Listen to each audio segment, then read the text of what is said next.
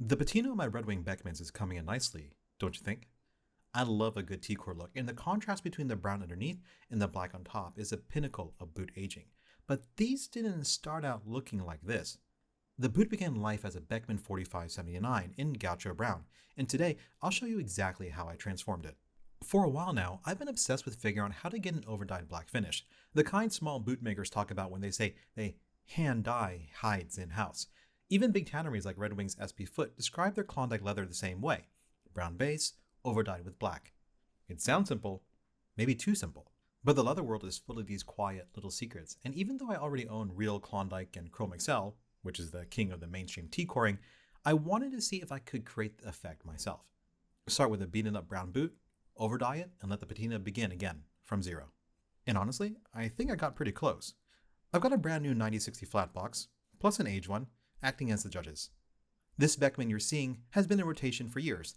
The brown is starting to come through, the black is taking a nice shine, very Japanese in its styling. Though if this were truly a Japanese audience, they'd probably mirror polish it more than I did. Speaking of Japan, ever wonder why it's called Teacore? Well, it traces back to the Japanese collectors in the 80s hunting for vintage leather jackets and engineer boots. When that warm brown broke through the black, they called it cha shin. Cha for tea, shin for core, and those pieces were highly coveted. If an American had coined it, maybe we would be calling it coffee core today. Who knows? Fast forward to now, the obsession hasn't slowed down one bit in the heritage men's fashion world. Comparing the legit 9060 to my do-it-yourself version, you notice how flat and even their finish is. Tanneries spray pigments with airbrushes. It's like an automotive paint job. No hand brushing for them. But you and I, we don't have industrial sprayers sitting around, so we're working with wool daubers and gloves, as always. So here's what you'll need for your own overdyed black leather. Fiebings leather balm with atom wax, Fiebings black leather dye, a couple wood daubers, Saphir Super Invulner spray, our secret weapon, and some basic alcohol for cleaning. First, I'm going to wipe the boot down with alcohol just to make sure any cream or shoe polish is not on the boot before we try to dye it. This Beckman lived a hard life under its previous owner, and honestly, it has a gorgeous natural patina already. Almost a shame to use it as a test mule. But with so much of the grain worn off, this boot is almost like nubuck, and it's perfect for stress testing how well Saphir protects those exposed fibers. While we wait for the alcohol to dry, we should talk about Super Invulner and why do we use the Saphir spray anyways.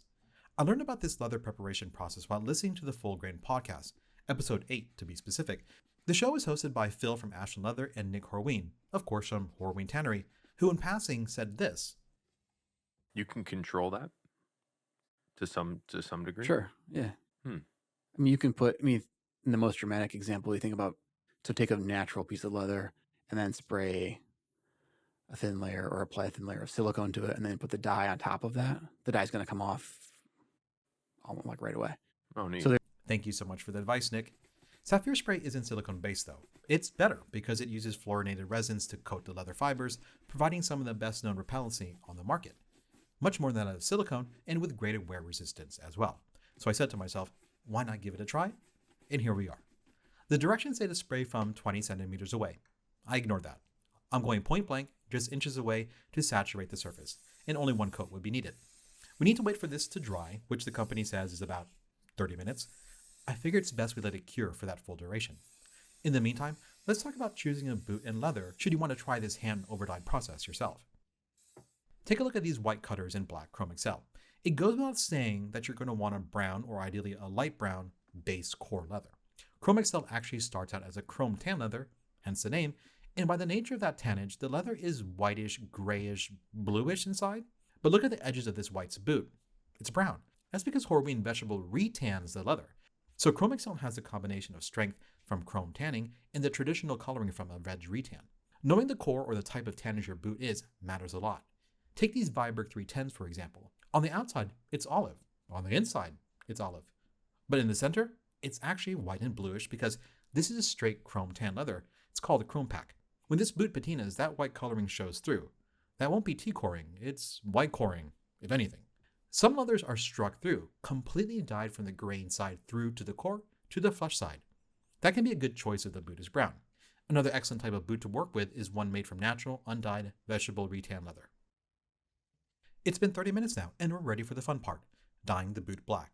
As usual, my processes are very amateur friendly. There won't be much skill involved in applying the dye. Just don't overload the wool dauber brushes. Let the excess drip off after submerging them in the dye. But that might be a moot point if the waterproofing spray is going to be doing its job. I'm hoping you all like my patented dye bottle holder made from a paper bowl with a hole cut out.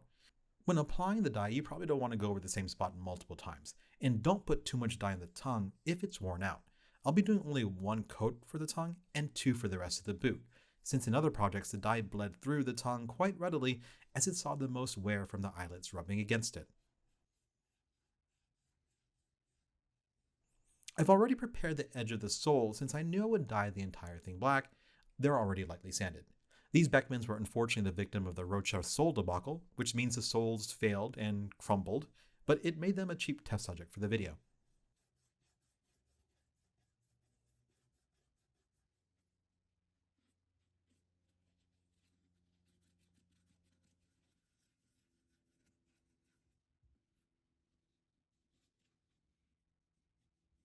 With the first coat finished, it needs about 10 to 15 minutes to dry before applying the next and final coat. It's been the allotted time, so we'll tackle the next step. Before using a new wool dauber, I grabbed a small paintbrush to get dye into the crevices and other areas the dauber won't reach.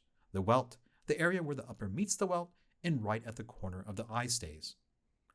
Now it's time for the rest of the boot, and once again, no special technique is required, but you can use this as an opportunity to lessen the streaks with different motions of your brush, or to hit areas you didn't cover well the first time with more dye. Don't worry about it too much though, because the step that follows will help smoothen out the color. I recommend taking care not to dye the edge of the eye stay. It looks great if left brown, and it really sells the over-dye aesthetic. No taping is necessary, just conscious control of your brush, and you can always sand the edge lightly if you accidentally get dye on it.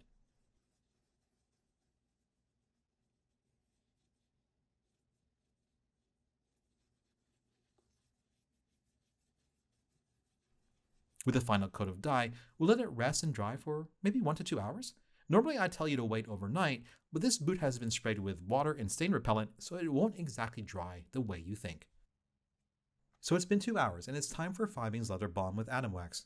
Keep a couple paper towels on standby because as you apply the balm and wax, excess dye, and there will be a lot, will transfer onto your gloves. Wipe it off between reloads of the Fiebings. You don't want to return the dye to the boot. Up close, you can see the coloring is quite splotchy. That's not a problem. The balm will mobilize the dye, allowing you to redistribute it, and the sheen that develops from buffing later will help even out the spots more so. As I begin applying the wax, just be aware, this is not Venetian leather balm. The Fiebings balm is like water. It has no viscosity, so this will get messy. Pour a small amount of liquid onto your palm and immediately rub it gently into the boot. Do this over the entire upper until you see it fully wet with the balm. Do you see the excess dye on the paper towels? It's a fair amount, so we know the Saphir it's doing its job well. This is my first time using the Fiebings balm, but I'm really happy with it as like a pseudo sealer. Traditionally, when you dye a boot, you'd use an acrylic-based sealant like the ever-popular Resolene or Angelis' matte acrylic. They're excellent at keeping dye off your clothes, but the finish is very shiny. Too shiny for a heritage overdyed-black boot. Even the matte version still looks really glossy. The Fiebings balm and wax doesn't perfectly seal leather, but the low sheen, the breathability, and the ease of use makes it perfect for this job. With the first coat finished, let's wait 30 minutes and apply another. You can see the leather coloring is a bit more even now, and this is without buffing yet. Let's do the second layer of the Fiebings balm. Same process as before, paper towels ready, wipe off the excess dye, then let the boots dry again for another 30 minutes. To buff the dried boots, I'm using a piece of an old t-shirt. In most cases, a horsehair brush would do, but I want to make sure I'm removing any dye that hasn't fully set, so a cloth here seems best. Buff with quick but gentle movements. The speed helps produce the shine, and it should only take about 1 or 2 minutes to get a good result.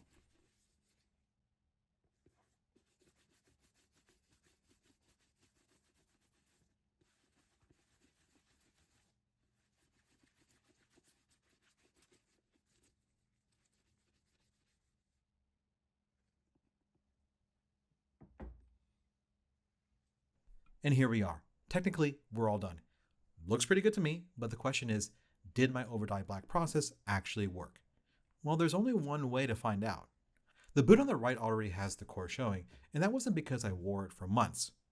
That was just sandpaper. So Patina Thunderdomers, this is where you stop the video and avert your eyes. For everyone else, I'm going to simulate months or years of wear with 220 grit and 400 grit sandpaper. I'll dampen the coarser one to pseudo wet sand.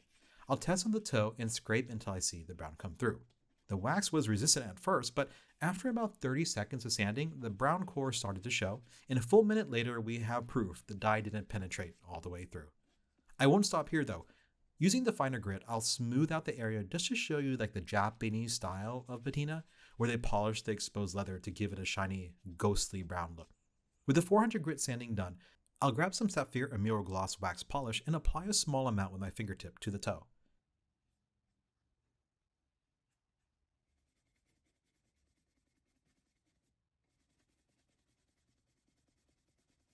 After quick brushing, we get a medium shine that sort of represents the Japanese aesthetic. I'm really happy with either patina style, and I'm even happier that I figured out a do-it-yourself overdyed finish that we can do ourselves with readily available shoe care products. Thank you all so much for watching, and if you enjoyed, please like and subscribe.